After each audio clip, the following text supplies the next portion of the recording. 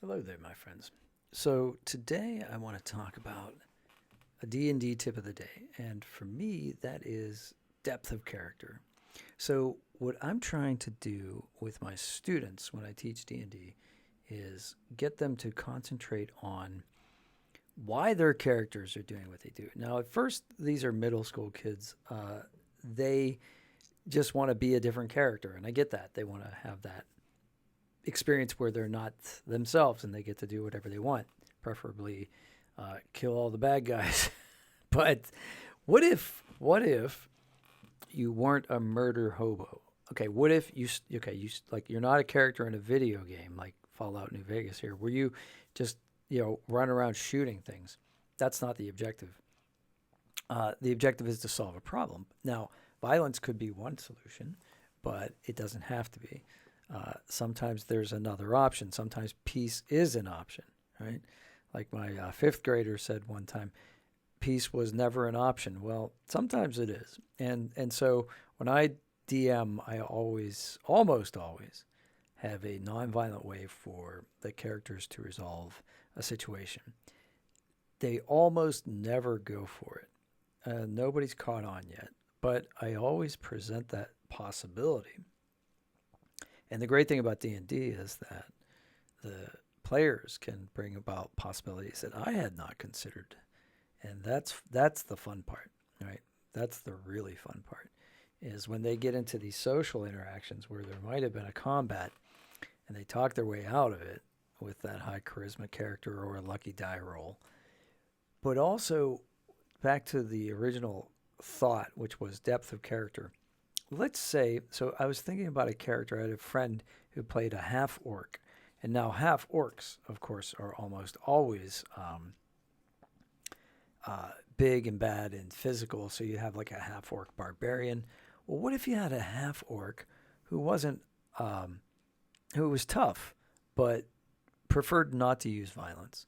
Wouldn't that be a more interesting character? And then when that character resorted to violence, he regretted it. So the way my friend played the character, thank you, Giovanni, he had the half orc kind of have a memory lapse, like he was almost like having an episode.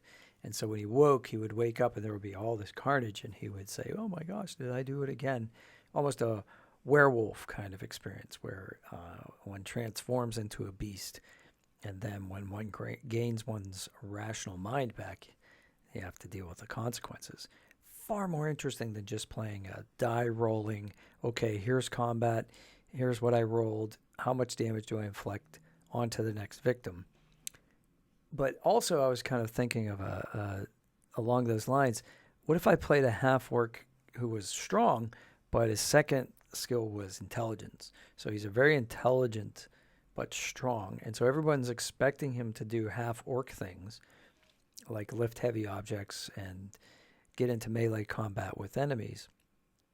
And yet, he's erudite, right? He's studied. He's got maybe a noble background or a sage background, and he doesn't want to do those things. And yet, when those things are expected of him, then sometimes he will do that.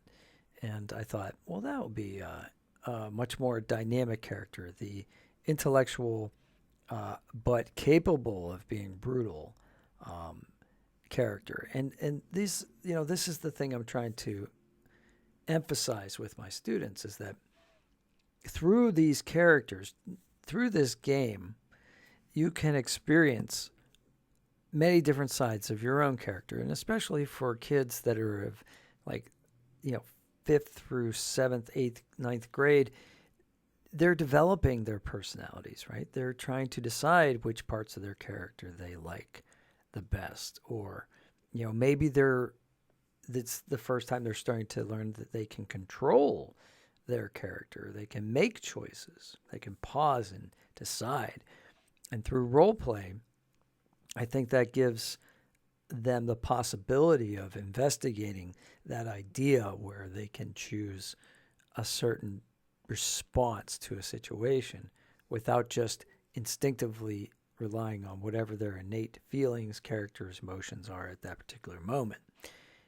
And that's a very adult way to play this game.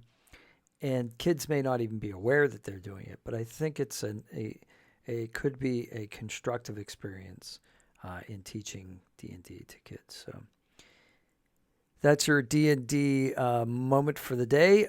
If you have any questions or comments, I'm certainly willing to listen to them. I've already gotten some nicely lively, let's say, conversations on some of my videos so far where people did not necessarily agree with my thesis, or they just decided that maybe they thought I had a different intent than I did.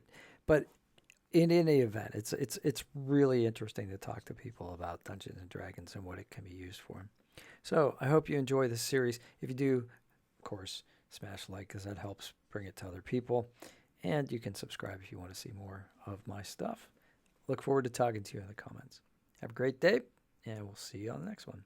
Take care.